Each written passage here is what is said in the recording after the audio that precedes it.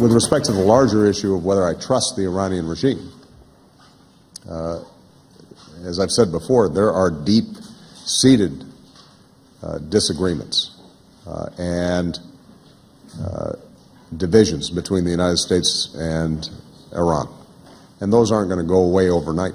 President Obama earlier today telling reporters about deep-seated trust issues with Iran and reiterating that if certain requirements are not met, he will walk away from those negotiations. But the State Department announced today that the deadline to reach an agreement with Iran has been extended to July 7th.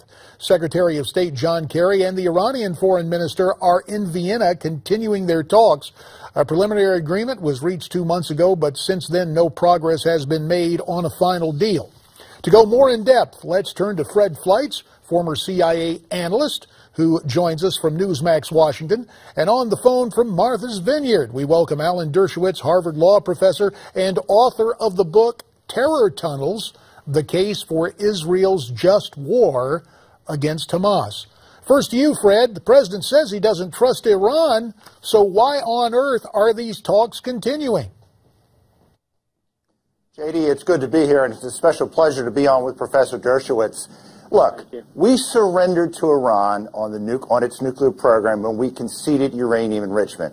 All these talks have amounted to negotiating the terms of this surrender. We've seen the number of centrifuges we'll allow increase. We're allowing Iran to keep a plutonium-producing reactor. There's going to be weak verification provisions. Frankly, we shouldn't be in this situation. We have surrendered, and the president's statement today is simply to respond to the criticism of what he has already conceded. We're facing a very bad deal, and I think over the next couple of weeks it's going to get worse. Well, Alan, let's turn to you. The deadline on July 7th cuts it close to the congressional deadline of July 9th. And, of course, Congress really regains what, in my view, is its constitutional oversight at that point. Will the looming date of that legislation and the congressional deadline of July 9th just mean they're going to go full bore to get something done by July 7th? Yeah, and the Iranians know that, and they know that the president has tremendous incentive to get it done while the 30-day review process clicks in rather than the 60-day. And so he's going to pressure the United States more. They have outbargained us. They have played chess while we've played checkers. We have negotiated terribly. We let them know early on in the process that we needed the deal more than they did, and that wasn't true. Actually, they need the deal far more than we do. But we've been in a terrible negotiating posture, and I'm afraid, I agree with your guest, that it may just get worse. The president's going to bluster and posture, but in the end, he needs this deal. He wants this deal, and the Iranians know he needs this deal. And when the other side knows you need the deal, the other side can ratchet up the pressure, and we're just going to have to give in. So, I hope we will toughen up the deal and make sure that we can inspect all military sites and make sure that the president keeps his word when he says Iran will never, ever be allowed to develop nuclear weapons. But I think we're on the road to seeing nuclear weapons for Iran within 10 years. Well, let's explore that more with Fred. Fred, you called the deal surrender. Is it a lead pipe cinch that Iran is going to build a nuclear weapon, even if this deal is signed? I think Iran is likely to build a nuclear weapon, but with a strong agreement that stops it from enriching uranium and producing plutonium with strong verification measures, I think we could significantly slow this deal. This arrangement. What we have instead is an arrangement where Iran will be building advanced centrifuges during the deal, and I believe the timeline to an Iranian nuclear weapon will actually decrease during this agreement because of the enormous concessions we made, especially allowing Iran to keep enriching uranium and to develop advanced centrifuges.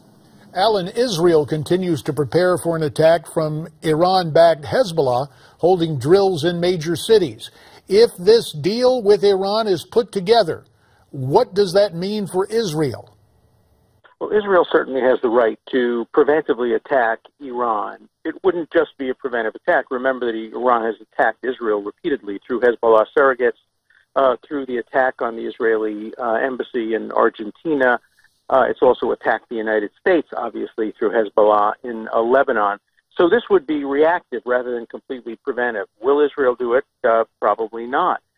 It may be forced to the wall. I mean, this deal may make it impossible for Israel not to take some kind of military action. It may not take the form of a frontal air attack. It may more take the form of Stuxnets or other kinds of sabotage operations, but Israel simply can't sit back and watch develop a nuclear weapon when Iran has sworn that Israel's destruction is a non-negotiable goal of the Iranian regime. Fred, final 20 seconds to you. Has the United States or this administration abandoned Israel for all intents and purposes? I think it has. It's done enormous damage to our relationship with Israel, which the next president is going to have to spend some time repairing. Fred Fleitz, our thanks to you. Also to you, Alan Dershowitz. Alan, of course, the author of the book Terror Tunnels, The Case for Israel's Just War Against Hamas. Newsmax Prime continues right after this.